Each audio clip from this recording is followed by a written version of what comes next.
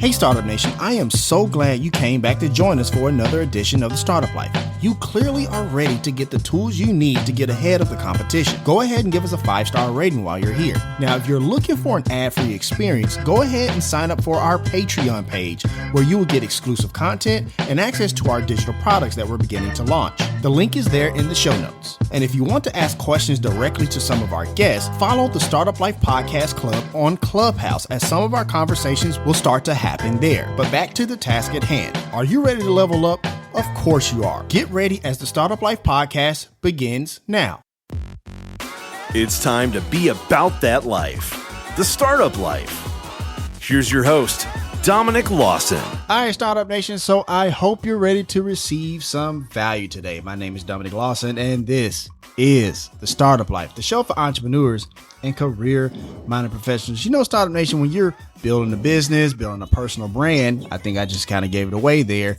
What's important is building an amazing brand for your personal or for your businesses, which is why we have a fantastic and 2-time, actually 3-time, and we'll talk about that later, returning champion here on the show. She is the founder of Novateur. I always get it wrong. Novateur branding architecture. She is the one and only Saundra Nash. Saundra, how are you, ma'am?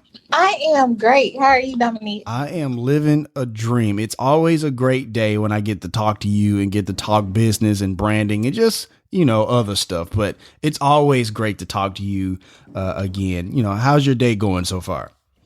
It's going good. This is actually like my first obligation of the day. Okay. So this is a great way to start my day. I hear that. Well, you know, it's Friday. You know, we both here in the beautiful land in the world that is Memphis, Tennessee. It's a nice day out today. So I know we're going to have a great conversation.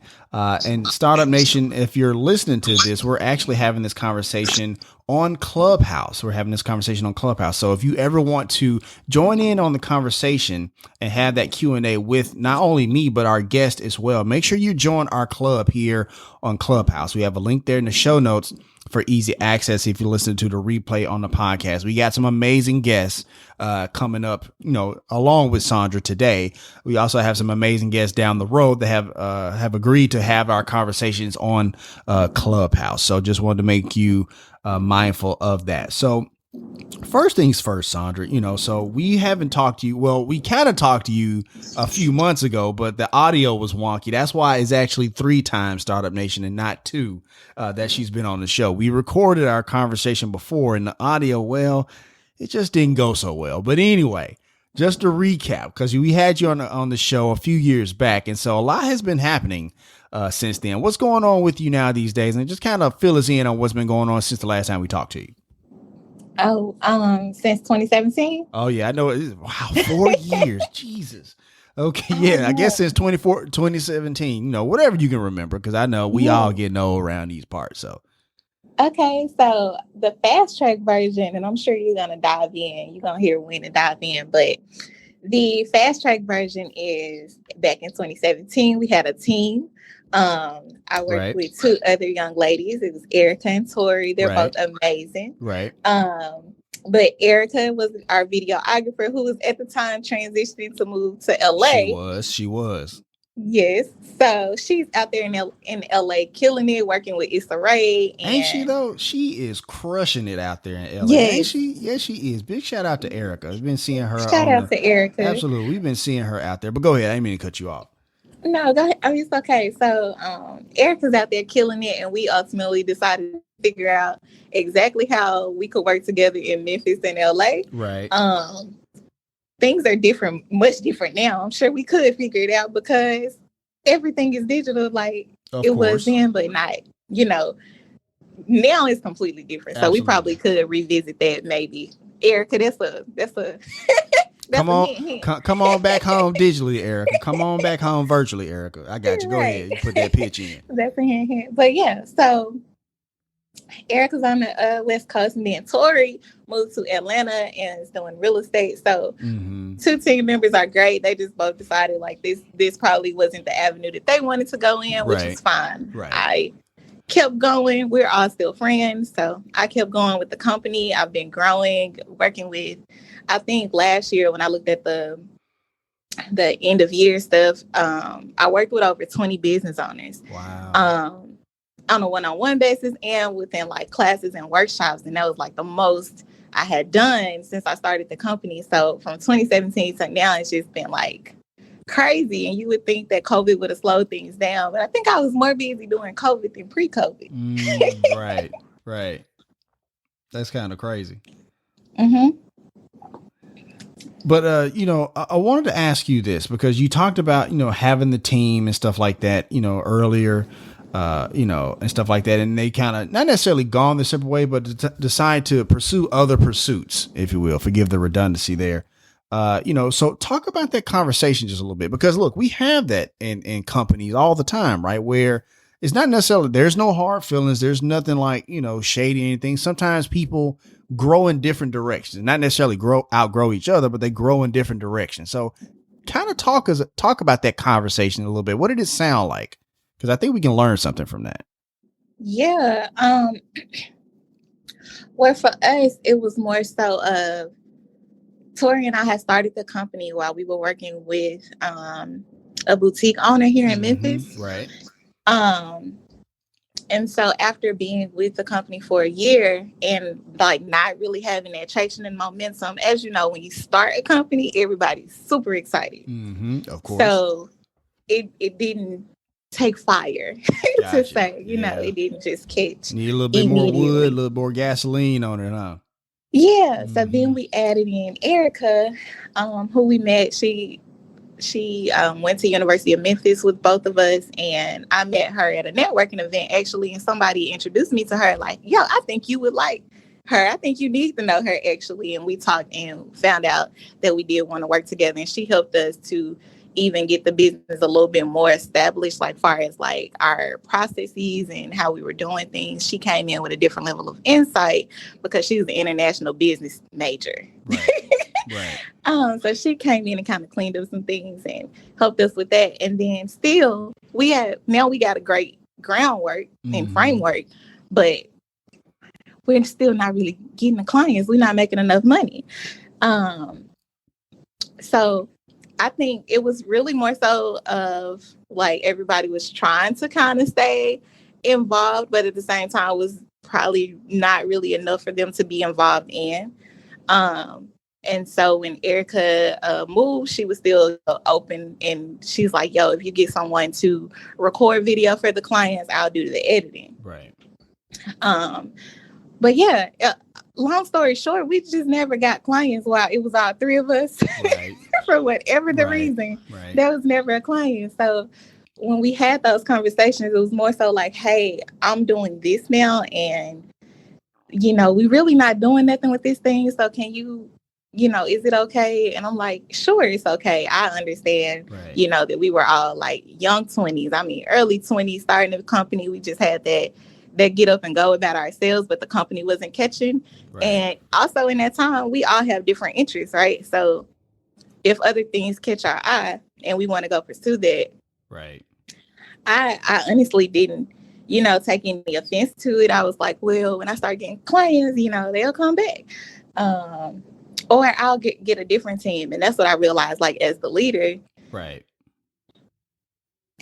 As the leader, I realized that, in order to have a team with a company, you need to be able to also have a role for them, give them, direction, vision, and let them know what you're doing, and also figure out how that fits into their life vision. Right. And the things that they want to accomplish and the creativity that they want to express. And if those things don't align, then maybe it's not a good fit. Absolutely. Absolutely. No, I definitely understand that. And it's funny you mentioned that when you talked about, would you say it was Erica or Tori who was the international business major? Which one you said it was the international? Erica. Right. Right. So when you talked about Erica being the international business major and coming in, tightening stuff up and stuff like that, and you talked about just now what you were just saying, it reminds me of, Tom Eisman. Tom Eisman is the Harvard business professor. We had him on the show not too long ago, and he talked about like co-founders not having very much overlap, who can like make each other better and stuff like that, but also being able to have those conversations that you just talked about. So clearly, Saundra, you and a Harvard business professor have great minds because you guys think alike. for sure. I just wanted to point that out. Oh, Right wow. there Thanks. on the spot. I just want to point. If you remember, we've had conversations about this multiple times where we'll say something on, social media or whatever. It's like, it's funny you say that, Saundra, because this dude said the exact same thing, like word for word. Right. So, Yes. so it's clearly, you might be good at this entrepreneurship thing, Saundra. I don't know. I'm just saying. I just wanted to make sure I point that out. I just want to make sure. Go ahead. Today is April 2nd, so I'm going to be humble and just say thank you. Absolutely.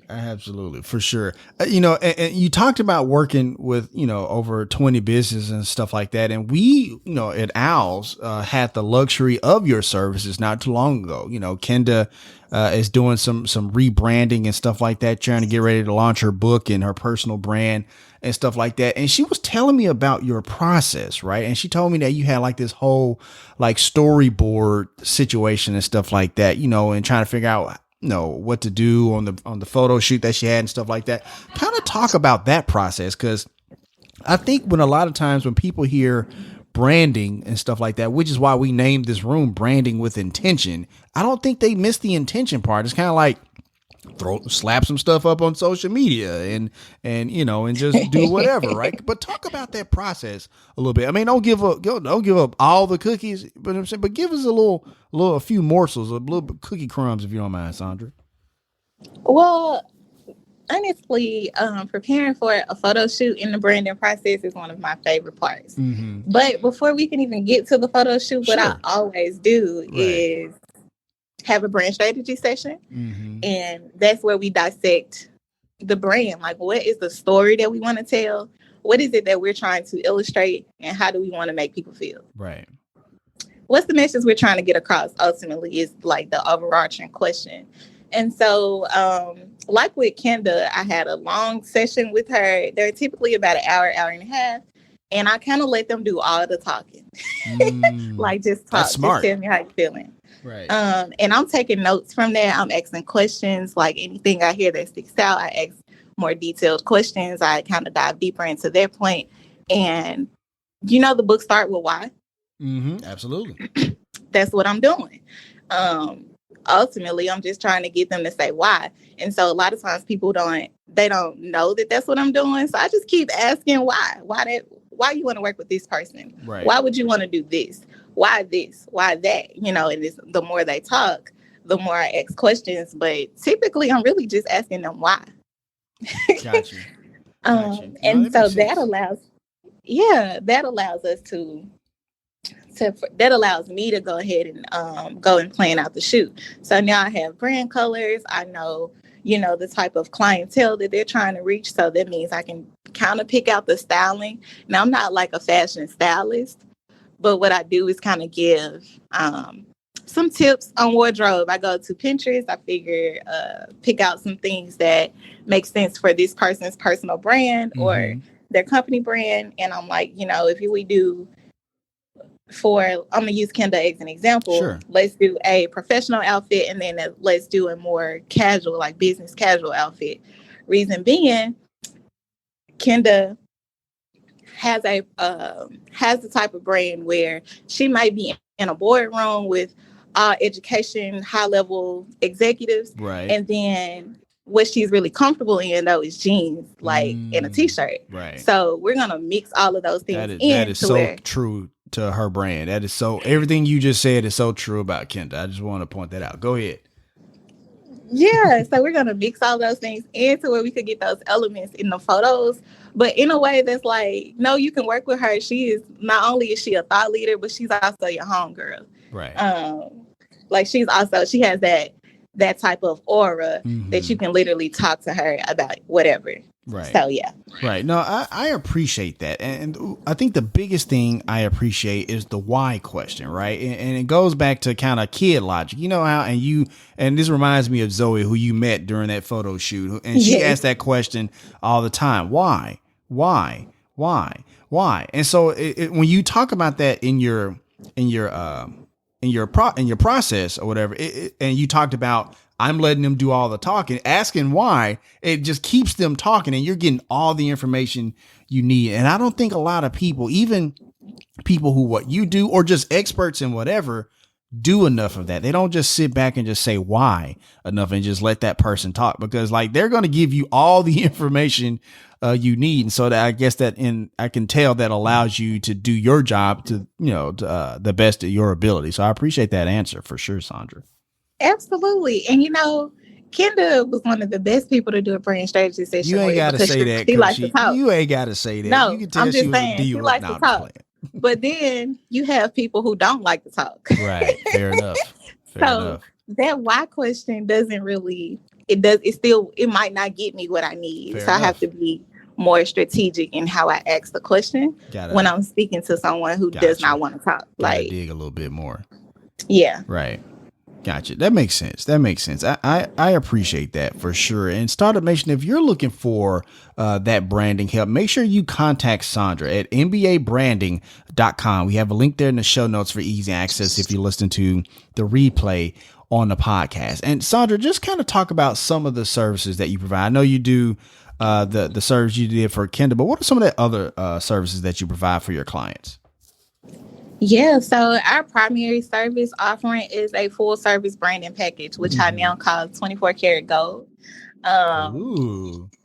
Yes, all of my packages are named after gold. Gotcha. Because our colors are black and gold, branding. Of course.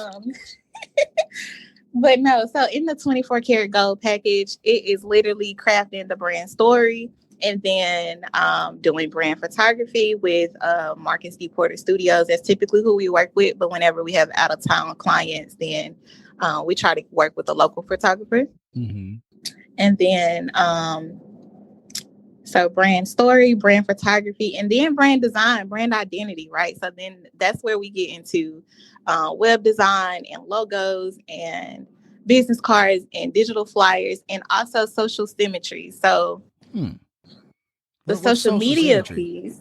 If you don't mind me asking. Yeah, talk about that a little bit. That's a new one to me. Talk about that a little bit if you don't mind. Yes. So we call it social symmetry because the company name is Novateur Brand Architecture. Right. So also, if you kind of skim through the site, you'll notice that all of our services are named after architectural words. Fair enough. We use, architectural vocabulary to describe the branding services that we provide. So social symmetry is just social media, like brand alignment. It's branding the social media. And in that service, let's take Instagram, for example, because that's where most people are kind of really doing business right now. Right. So we get on your Instagram and it's trash. Everybody's Instagram be trash when we get to them. I believe it. So we get on there. We are deleting and archiving all of the old posts. We give your highlights, covers, and names that make sense. And then we also have like a 12-day grid that goes with it. It can come 12, 9, or 30-day. And that means that you have like branded Instagram post. It's like a template design that we create for you with your brand colors. And then you can continue to use that after we're done working together. Or we have monthly packages where we can handle the social media for people. But gotcha. Yeah. Okay. Yeah, I was just curious about that because that was a new one to me. And you know what? Speaking of Instagram, because you said a lot of people are doing business on Instagram and getting the word out there on Instagram. A lot of people are always trying to figure out hashtags or just an Instagram strategy itself. So you get to somebody and their Instagram is trash, like you said. So what are those next steps? I mean, I know you talked about like the branded Instagram posts and stuff like that, but what about not just consistency of posts, but what time to post and hashtags and stuff like that. How do you help that out with your clients, Saundra? This is a meaty question. I know. I'm sorry. Okay, so so the first thing we do is kind of audit the Instagram, see how much or how often they've been posting it already. Right. And they may not have been posting very often or on any kind of consistent schedule. That's completely fine. So what we typically do is to first make sure that page is operating as some kind of business page where you can see the insights. Gotcha. using those insights, we can tell which times would be best to post, at least for us to start testing it, because those insights are telling us when your followers are most active. Right? Gotcha. So we start there. And then the second thing we do is when it comes to hashtag strategy, I use a hashtag generator. I think it's called hashtag.io, something like that. Gotcha. Hashtag.io or keyword.io. So we research those hashtags for that specific industry and then things that complement that industry. So if I sell toothpaste, what's complementary to toothpaste? Like toothbrushes, floss, stuff like that. Yeah, I got you. Yeah, so then we want to pop up in all of those hashtags, and we also want to be present, like commenting and engaging on those hashtags. So getting into Instagram strategy is like super detailed because there's so many moving pieces. I believe it. But yeah, I would tell anyone just to like get started, just start posting consistently at least once a day. But Marty Woodard is a Instagram content king or whatever. Gotcha. I'm not taking anything away. I love him. I love his work. And so I'm following him, and he says 3 to 5 times daily. Saundra Nash has not reached 3 to 5 times daily. That's a lot. But that's a lot. That's what, at 5 times a day, 5 times a week, that's 25 Instagram posts a week. That's a lot. Yes. And it must be quality content. Of course. Okay. Of course. That is a lot. So yeah, I have not gotten there yet, guys. I'm good for 3 to 5 times a week. Okay. Right. But like if Instagram follower growth is your goal, then you want to go full throttle on posting the most content, because people will constantly see you. They'll constantly, if something's gonna hit, like something's gonna make them engage. That's true.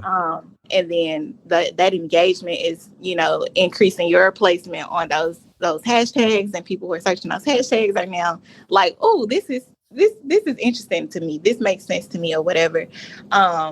And so you can do that. But for me, like 3 to 5 times a week is a good goal. Gotcha. And because my goal is not necessarily a lot of followers, my goal is conversion. I hear that. So yeah. And I'm glad you said that. That's a very important piece. You said your goal is not followers, your goal is conversion. And that means that's 2 totally different strategies. That's fair to say, right, Saundra? Yeah, I think so. Because I think they can have something to do with each other. Like, of course. He doesn't. Yeah. No, here's the reason I say that, right? Because, we're talking here on Clubhouse, right? Once again, Startup Nation, we are on Clubhouse. And if you want to ever join the conversation, follow our club here on Clubhouse. We have a link there in the show notes if you listen to the replay on the podcast. But, when you go on Clubhouse, there's gurus for everything, right? There was always gurus for everything on other platforms, but there's definitely gurus for everything on Clubhouse. And we have Instagram gurus, and a lot of people, it's like, I think they give advice, but they don't necessarily like hear the person's question. Like somebody say, hey, I'm trying to do this for conversion, but they give you advice for like followership or vice versa. Right. I guess I'm curious about this, and this is just, whatever your commentary is on this, right? Because how do I know if I'm listening to a quote unquote Instagram guru that they're giving me advice, they're just giving me talking points, or they're just giving me information that don't necessarily fit me? I guess what I'm ultimately trying to see is like, there's people out here scamming people, right? And I guess I'm curious, what are some red flags I should look for if somebody says something that's like, I don't know about that one, but I guess I'm just curious about your commentary on that. Does that make sense? Yeah. Okay. Basically, like how to weed through the noise. Right. Basically, yeah. I just said a whole bunch of words and you just tied it up in 3 words, which is why you're the branding expert. But go ahead. Nah, you had to explain, and I appreciate the story. Quote unquote thoroughness, right? Because you know what? That's going to allow me to answer the question that you're asking. Oh, that's right. There, fair enough. Right. I did give you a lot. I see what you did there with the Jedi mind tricks. I got you. But go ahead, Saundra. I'm sorry. See, we can't do podcasts together because we are clowning. Okay? Right. Um, but no, seriously. So I would say to one, make sure that they're answering the question that you ask. And two, when they finish speaking, if they have not answered the question that you asked, reiterate your question. If they can't answer that question, just say, okay, thank you, and move on. And that same question else, so you get the answer that sounds like that person understood what you're asking them, versus just taking everybody's advice. Because on Clubhouse, like you said, everybody's a guru. Everybody's out here giving advice, and we put this green badge on our names, and then everybody knows everything. There are some people who are definitely sharing very valuable information here, but we do have to use discernment.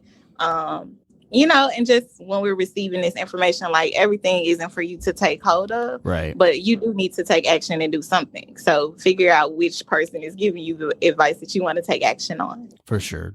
No, I definitely understand that. And also from a public service standpoint, I appreciate that answer. Because look, I got to look out for Startup Nation. I got to look out for my people. And I don't want them to be like, just be out here listening to people who are, intent on trying to do them harm, you know what I mean? Or at the very least, not necessarily trying to do them harm, but like taking somebody's word for word, doctrine or whatever, and they don't even really apply to you. So I appreciate that for sure. I want to ask you this, because we talked about, over here acting a fool on podcasting and stuff like that. You are not unfamiliar with the podcast game yourself. I guess I want to ask you this. Look, everybody and their mama seems to be starting podcasts these days. Oh my right? God. Right.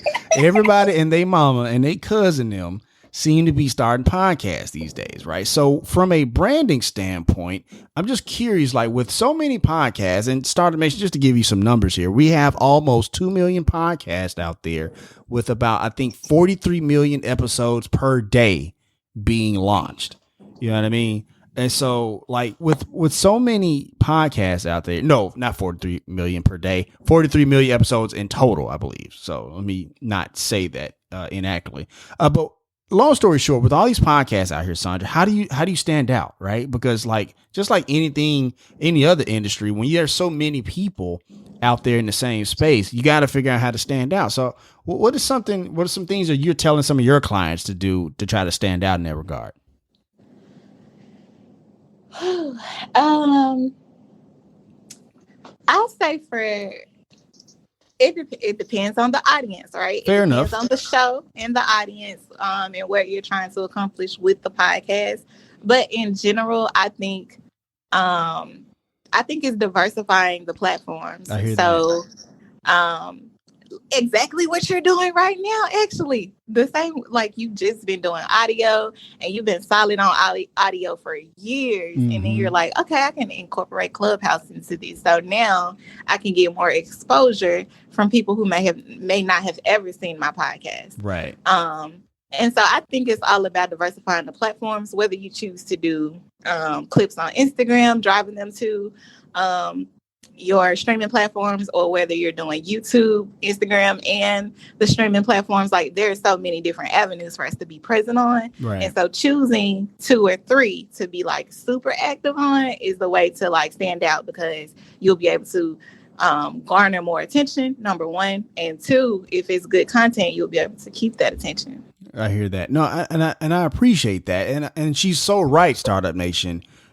From that regard, because one thing that I have been noticing, like, let me be honest, I've been, you talked about people being trash on Instagram. I've been trash on social media all across the board for the past few years, right? But I've started to get quite better at it recently here. And so what I have noticed is that, like, a lot of the engagement that we get hasn't been on where we've been posting, like Facebook and stuff like that. It's been a little bit of Instagram, what was surprised, but honestly, we've been a hit on LinkedIn. Like, I finally, cracked that nut on LinkedIn, and we're starting to get a lot of engagement there. So I definitely understand that and appreciate the confirmation that I might be on the right track here, Saundra. So thank you so much. You are, and I'm sure it makes so much sense that you are catching your stride on LinkedIn, because this is a business focused podcast. Right, for sure. Like, that's where more people on LinkedIn are not only doing business, but they are executives, they're CEOs, like they're business minded when they're on that platform. For sure. Versus those same people could be on Facebook and not pay a lick of attention, because when they're on Facebook, their mindset is completely different. That makes so much sense. About that mindset piece, right? Like when I didn't come here to learn. I came here to get watch some funny videos or memes, stuff like that. Now I get that, but when I go to LinkedIn, I'm buttoned up and I'm ready to see what's going on, network, and stuff like that. I don't know. It was like for the longest time, I had a hard time cracking it on LinkedIn. And I was like, you know what? Forget this. I'm just going whatever. Right. But for some reason, I guess we kind of changed changed the strategy up a little bit, and it's been working lately. So, that's awesome. I'm gonna have to. What strategies are you using? Because I need to crack the code on LinkedIn as well. Honestly, it's just like, the hashtags have been working, so there's that. But also making sure, I guess for some reason when I create a new episode and I tag that person on LinkedIn, that's what gets the engagement. Now, to be fair, I'm not, full transparency. HarperCollins, the book publisher, has been tagging and sharing some stuff a few times that kind of gave me a little rocket boost, whatever, stuff like that. So that kind of boosted confidence and stuff like that. They had reached out and said, hey, can you make this audiogram for this episode and we'll share it? And it went LinkedIn viral. It didn't go Twitter viral, right? But that's what kind of okay, I see where we at now. And so that's kind of where it was. But honestly, some of the same principles you were talking about with the Instagram, like the hashtags and the consistency and stuff like that, and also posting the stuff that people are going to look for. But that answer you gave about mindset, it makes so much sense now. It makes so much sense that you said that. So that's kind of what we've been doing. Just kind of giving our little audiograms out there with the captions and.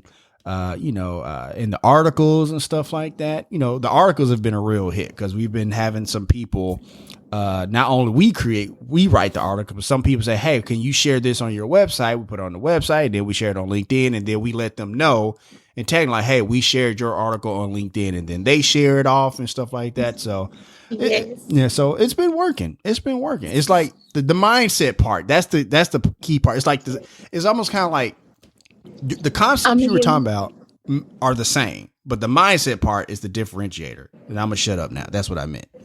Yeah, I want to also add in that not only is it the mindset, it's collaboration. That's true. That stuck out to me while you were talking to me. And that's one of the 5 rules of branding I talk about in the Making a Brand series. So collaboration is not only are you showing up consistently, you've been doing great work and putting out great content for years, but just having the right person share that thing, now a whole new group of people have been exposed to your brand and your content, and they're excited to see what you're going to post next, regardless if HarperCollins shares it or tags it. They're looking for Startup Nation now, the Startup Life podcast. Exactly. No, it's like a certain animated movie. It's a whole new world now. So I definitely understand that for sure. Yes. All right, Startup Nation. So we're going to go ahead and take a quick break. We got to pay some bills. Once again, my name is Dominic Lawson, and you're listening to The Startup Life.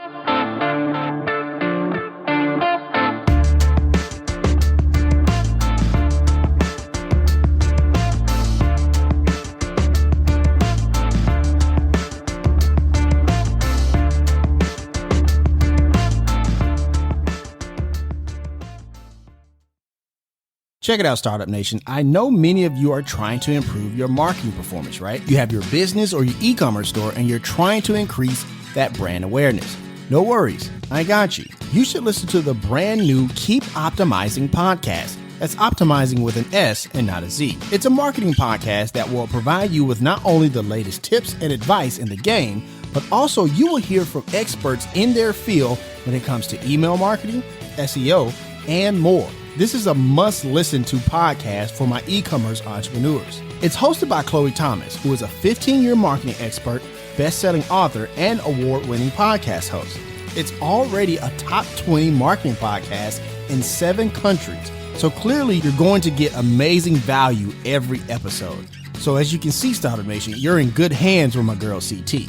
So listen and subscribe to the Keep Optimizing podcast on Apple Podcasts, Spotify, or anywhere you like to get your favorite podcast. You can also get more information at keepoptimizing.com. The link is there in the show notes. All right, Startup Nation, welcome back as we continue our conversation with today's guest here on The Startup Life. Yes. I want to ask you this because clearly you've been looking at my notes, and that leads us to the next part I wanted to ask you about your Making the Brand series. You just talked about, like, differentiating content and stuff like that, having that unique platform, stuff like that. Talk about that, the Making the Brand, because I've been enjoying that you've been kind of putting out there as well. Oh yeah, thank you. Have you been watching the Making the Brand series? I have been watching the Making the Brand series for sure. It's been awesome. Really good. Thank you for that. So, what you want to know about it again? I guess I'm just curious, like, how did you come up with it? What made you, how do you explain the different brands? 'Cause I think you did Target one time, right? Mm-hmm. You did the Target one, and you was breaking it down as far as like how it works and stuff like that. But I guess I'm just curious how you came up with it, because I'm always curious about how people come up with new ideas for content, which is also, I think, is a differentiator or for podcast or whatever. But I guess I'm just curious how you came up with and how much success you've been having with it. Yeah, so I came up with it at a random time. Like, the best content comes up that way. I swear it does. Yes, I was going to say, which happens for me about a lot of things. Like, I don't know about you, and let me know if it's TMI, but I get my best ideas in the shower. I know, no, you're good. I don't know what that is. No, I got you. It's wherever you're most comfortable, relaxed, right? A lot of people sing in the shower, and even though they can't sing, you know what I mean? So they're comfortable there. So that makes sense to me. It makes complete sense to me. Yeah, I don't know. I really don't understand it. I'm like, I got to write that down when I get out. Or I try to keep thinking about it so that I don't forget by the time I get out of the shower. Right. You start repeating, like, making the brand, making the brand, making the brand, making the brand, making the brand until you get to write it down. Go ahead. But this one didn't come in the shower. This came because someone asked me, my dad was in town, and he asked me, did I want to go to breakfast at Cracker Barrel? Mm-hmm. I hate Cracker Barrel. What? Hold on. Stop. Hold on. Wait a minute. What's wrong with Cracker Barrel? The name, for one. Oh, fair enough. I'll give you that one. I will give you that one.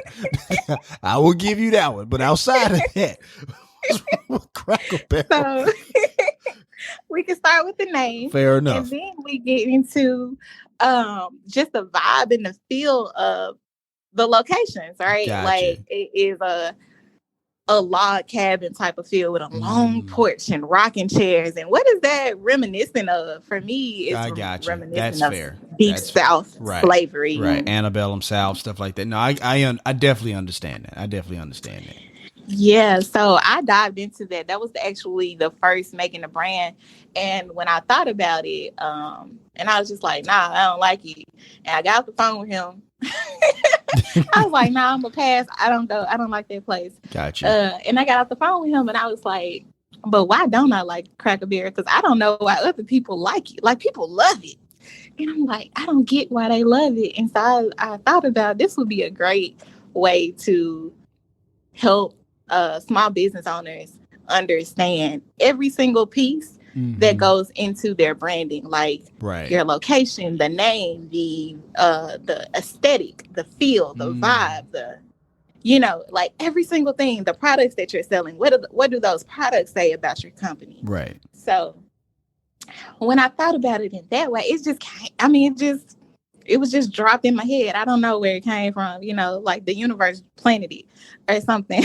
Gotcha. And I was just like, oh, that would be a great series to do on Instagram, because I know I need to go live more on Instagram. That's one of the things I've been telling myself. I'm telling my clients to go live, but I'm not even live regularly. Right. So this is the way I can do that. To create series. I'm not more better. I know what you mean. It's okay.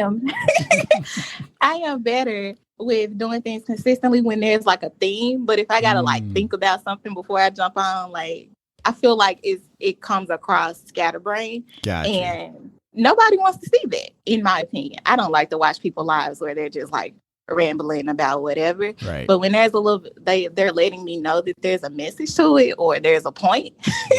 Right. Then I can watch it. So yeah, that's how Making a Brand started.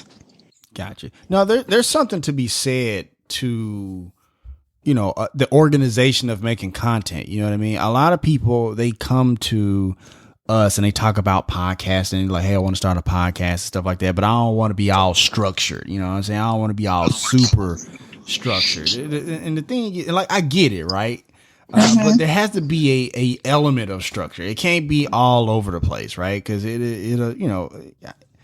especially if you're a thought leader or something, right? Because if they coming to you for help and you all over the place, that messaging gets lost. But I definitely understand that. And to be fair to me, I like the pancakes. I want to ask you this, and I just want to start wrapping up because I want to say thank you so much, obviously, for coming on the show again for the third time. Officially the second time, but unofficially the third time for coming on the show. It's always a pleasure talking to you, Saundra. Hopefully you'll be able to, want to come back on the show. Hopefully you don't get too big time on it. Like, Dominic, who's Dominic? Excuse me. But I definitely appreciate you coming on the show again. And before we, get out of here, I'm gonna give you the microphone. If you would, just give us some words of encouragement to take us out for today, if you don't mind, Saundra. Success comes to those who are success focused. Those are words of Napoleon Hill. I didn't even have to look it up. I hear that. I actually was reading it the other day when I was trying to find some inspiration for my content. So, guys, Startup Nation, let me say that. Startup Nation, things get a little tough with entrepreneurship, but like, stay encouraged and then stay focused on your mission. Like, again, back to your why. Like, why are we doing this? And for me, like, going through a tough time just now, and that's what reset my mind. It's like, literally, okay, but you worked with 20 people last year and one person had something bad to say. That's a pretty, like, girl. Right. Get yourself together and remember your why. And so that would be my advice. I hear that. Awesome stuff. And that's going to wrap up this session of the Startup Life. We want to once again thank Saundra Nash of MBA, Novateur Brand Architecture, for coming on the show. Thank you so much, ma'am. Thank you for having me for the second time. Okay. For sure. And as always, Startup Nation, if you have an idea, be about that life.